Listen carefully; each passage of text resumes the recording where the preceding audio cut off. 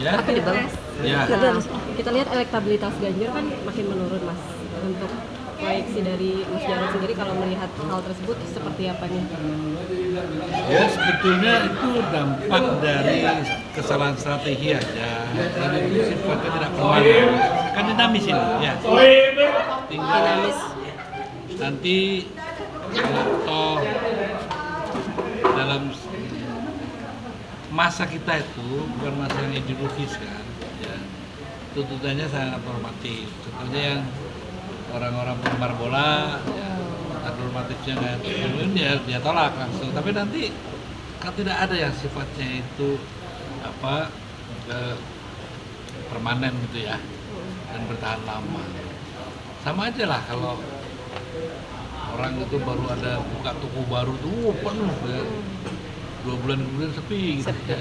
Sama ini juga begitu. Jadi tergantung nanti bagaimana timnya Ganjar ya mendongkrak itu. Makanya ini salah satu yang saya lihat kalau mau mendongkrak Ganjar ya kita lihat kan sekarang masyarakat itu sama yang namanya korupsi, penyelewengan keuangan ya, dan mafia itu sudah muntah dah sampai segini. Makanya kehadiran Mahfud tuh ya untuk dampingin ke Ganjar itu akan paling tidak memperbaiki memperbaiki elektabilitas dia, dan orang-orang tahu bahwa itu kan bukan murni dari Ganjar, tapi instruksi ya tinggi partai lah ya. Sehingga dengan demikian saya kok nggak terlalu khawatir ya. Saya khawatir justru kalau toh dia dipilih ya, siapa pendampingnya ini sangat menentukan.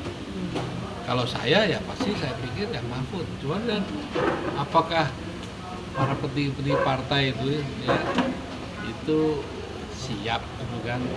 Kan sebenarnya tokoh Mahfud itu sama aja tokoh menggolkan undang-undang pembuktian terbalik kan. Iya. Jadi datangnya dia itu mungkin ya tidak disukai oleh mereka yang ada di zona nyaman sekarang. Dan juga ini kan satu kayak semacam di bidang politik ya, kayak kartel udah ya. Sehingga datangnya seorang yang melubangi pundi-pundi yang sebetulnya harus selalu gelap gitu kan, tiba-tiba dibocorkan begitu ya, bisa jadi itu akan berdampak penting buat Ganjar. Berarti momen Mahfud membongkar ya ada dugaan penyelewengan dan segala macam itu lumayan berpengaruh terhadap elektabilitas Mahfud juga gitu ya? Saya rasa saya ngomong sama Mahfud, dia waktu itu 3 bulan yang lalu saya bilang kamu mau di mandak masa ada cukup lah gitu kan. Menurut saya sih maunya masa kayak gitu terus. Jadi waktu itu kan saya sendiri kan kayak ini aja kan Komite Indonesia Bebas Mafia ya, saya kerja sama dia. Nggak ada tujuan pertamanya itu pengen jadi biar dipilih jadi wapres, nggak ada. Pada dia udah kapok itu kan udah pakai udah siap-siap dari baju itu kan jadi gitu kan dia nggak mikirin itu. Yang penting bagaimana pada saat akhir jabatannya dia berikan sesuatu lah ya pada bangsa ini sebagai tanggung jawab dia misalnya tugas sebagai Menko Polhukam. Dan saya itu karena saya selalu sama dia sering berhubungan ya. Jadi banyak orang mengatakan biar elektabilitasnya naik, orang dari pertama saya bilang udah maju aja nanti gampang lah kita, nggak mas, sudah cukup saya hanya ingin ini aja. Tapi apapun namanya ya, kalau memang panggilan dari satu situasi atau keadaan negara maju, saya rasa itu juga masih oke lah. Walaupun bukan jadi tujuan, itu saya jamin itu. Bahkan tapi kalau orang-orang yang pada sentimen itu kan, lihatnya ini sih hanya untuk meningkatkan elektabilitas. Ya. Saya tahu betul apa yang sedang dilakukan. Jangan dikira membongkar itu mudah, tidak semudah apa yang dibayangkan. Karena jaringan berutanya itu luar biasa. Bahwasanya dia jadi kayak Lone Ranger gitu. Sendirian aja gitu. Karena memang dukungannya sangat lemah. Tapi kan kalau kita lihat hasil lembaga survei LSI gitu ya, Prabowo ini udah mulai nyalip Ganjar nih mas gitu. Ya itu nggak ada masalah. Masih 8 bulan tuh seminggu aja bisa merubah banyak hal. Iya. Apalagi masih setahunan lah, kira-kira ya, Februari kan ya. Itu bukan satu hal yang harus dipegang seolah-olah itu statis gitu ya. Ini dinamis, tergantung. Kalau Bowo bisa mempertahankan itu, ya bisa jadi gitu. Tapi kan dari pengalaman yang ada, gitu ya, tingkat elektabilitas itu sangat ditentukan situasi dan kondisi. Dan juga begini, nanti muncul aja di tempat Prabowo orang nggak disukain gitu ya, langsung drop juga itu. Pokoknya tiba-tiba dia milih wakilnya si ini, drop juga bisa. Jadi sampai sekarang jadi ukuran itu salah menurut saya.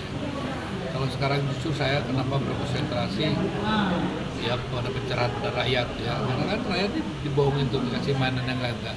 Kayak lihat kemarin tuh kan dari TV Kompas pasti orang-orang partai itu asli sendiri nggak mau melihat kenyataan bahwa rakyat sudah berpikir lain. Nah sehingga kalau kita gini loh Mbak ya, kali ini Pilpres sama Pileg itu jadi satu. Itu yang lebih susah. Kenapa salah milih calon presidennya, jadinya partainya terkena, ya kan? Iya. Salah milih wapresnya terkena juga. Jadi dua-dua tuh harus perfect.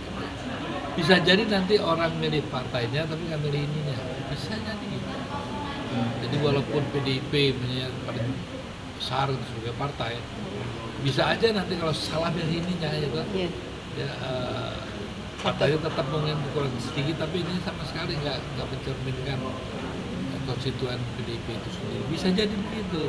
Makanya karena belum ada pengalaman kan semuanya ini baru pertama kali para pimpinan partai. Jadi ya sebenarnya sih sosok tawan aja itu, ya kan? Berkoalisi 5 emangnya gampang dengan ambisinya saling ego sektoral itu begitu tinggi. Saya kok nggak yakin tuh yang 5 itu jadi ya. Izin Pak, menurut Bapak sendiri untuk PDIP ke depan, Ya. dia akan memegang siapa? Loh, Belum PDIP tahu. kan sebetulnya dia nggak usah berpantang sama siapa-siapa bisa. Ya dia akan memegang siapa? Apakah Ganjar atau anaknya sang pemilih? Kalau kan begini Pak Mega juga realistis. Kalau umpamanya Puan itu 8-10% mungkin ya. Tapi sampai hari ini kan 2-3% itu terlalu jauh dibandingkan 26%. Dan Pak Mega juga nggak mau jadi ketahuan orang banyak. Betul. Gitu. Jadi walaupun dia sayang sama anaknya, tapi dia juga menghargai orang-orang yang juga berjuang untuk PDIP sendiri. Kira-kira calon presiden dari Rairawa sendiri, Bang Eres Jarod sendiri siapa kira-kira? Loh, kalau lihat realitanya ya, kalau memang PDIP menjadi perhitungan di dalam konteks kontestasi presiden tuh ya Ganjar yang paling memungkinkan. Iya, iya. Siapa coba? Siapa? Ya, saya bilang tadi, Puan ya nggak ada salahnya kalau dia mau. Masalahnya rakyat mau nggak memilihkan itu.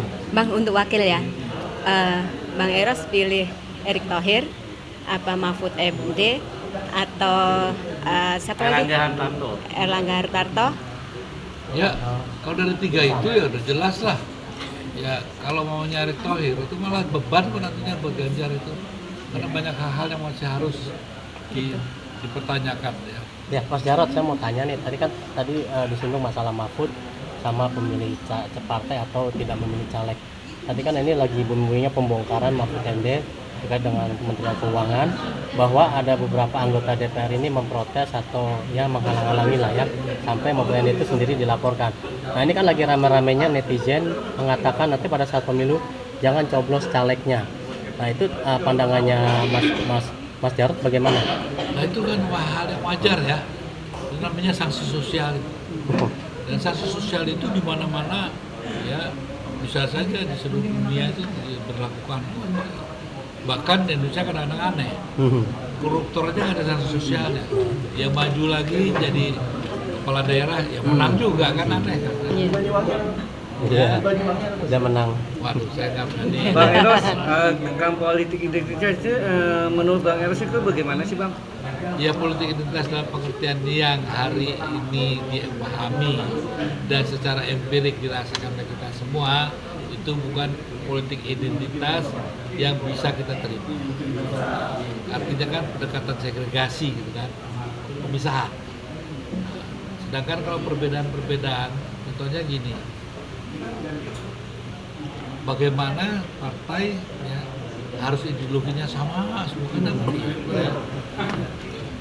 bahwasanya kalau dalam konteks kenegaraan ya politik ideologi negara kan jelas Pancasila ya, bahwa setiap partai juga harus menjunjung tinggi nilai itu, tapi kan ada pijakan dasar partai itu sendiri. Contohnya PDIP itu ya memang pasti dia mengaku Pancasila sebagai dasar. Dan di sekolah-sekolah kan nggak ada kayak Pancasila, kalau nggak anak-anak kayak kelas 3 dan 4 kan udah nggak ada Pancasila. Gimana Pak menurut Pak? Harus dihidupkan lagi ya. Maksudnya bukan apa itu, perilaku pemimpin kita nih, gitu.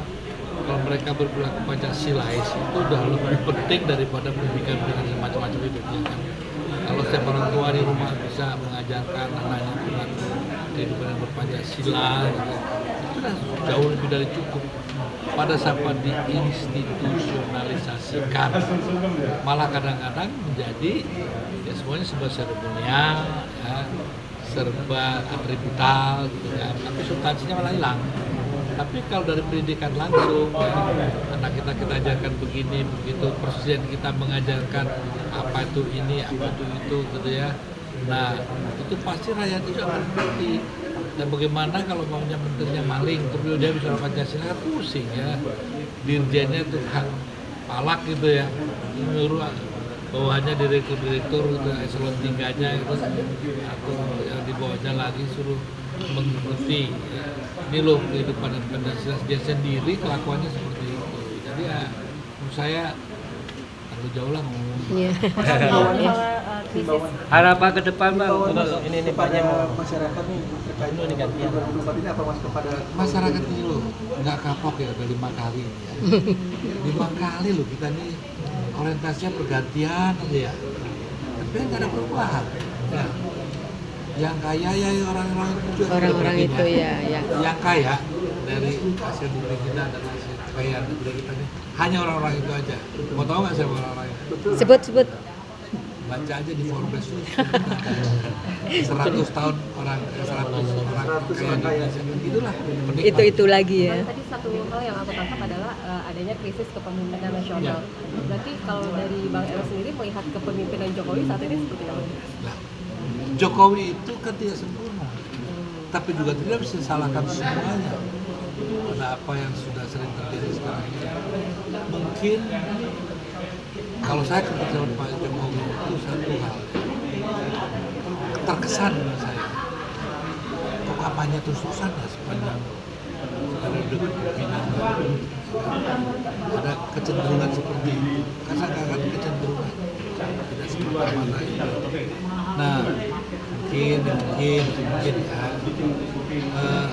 memang tidak ada melanggar undang-undang bahwa anaknya, mantunya, itu ada undang-undang. Tapi itu kan moral conduct, itu kan sebetulnya tidak seyogianya jangan dilakukan.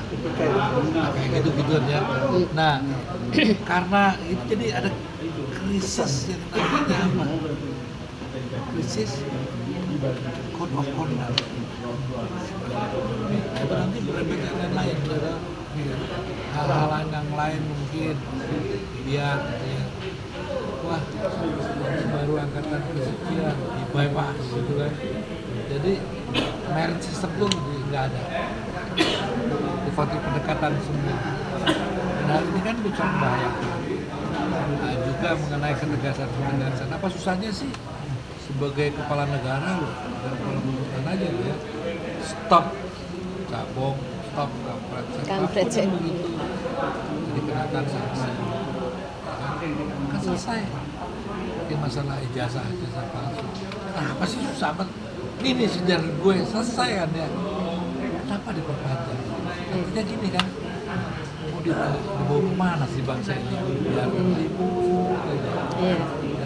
Dan hal seperti ini, contohnya juga kenapa sekarang di seluruh dunia yang namanya korupsi itu bukan merajalela. Kenapa kok itu sampai sekarang ini kok seperti ada pembiaran? Nah kan berarti kan ada kemungkinan. Ada kemungkinan Cina dong. Tembak mati, tapi siapin satu nanti buat saya. Suatu saya juga korupsi. Berarti yang dibutuhkan rakyat sebenarnya adalah ketegasan dari kepemimpinan ini. Ketegasan itu, risk taker itu pemimpin harus risk taker juga. Tapi juga akuntabilitasnya juga harus tinggi. Kan? Bertanggung jawab. Jadi, Satu pertanyaan terakhir Pak, strategi yang harusnya dilakukan Ganjar seperti apa sih Pak? Maksudnya, strategi politik yang harus dilakukan tim Ganjar seperti apa untuk bisa menaikkan elektabilitas dan menarik suara rakyat? dengarkan aja suara rakyat, Iya. Berarti itu yang dibutuhkan ya dengarkan rakyat itu. detak jantungnya rakyat, dengarkan tangisnya rakyat dalam konteks yang lebih besar. Dekati, kenali, dan rasakan yang namanya amanat. Hanya itu aja, pasti hijau. Makasih ya Bang. Ya.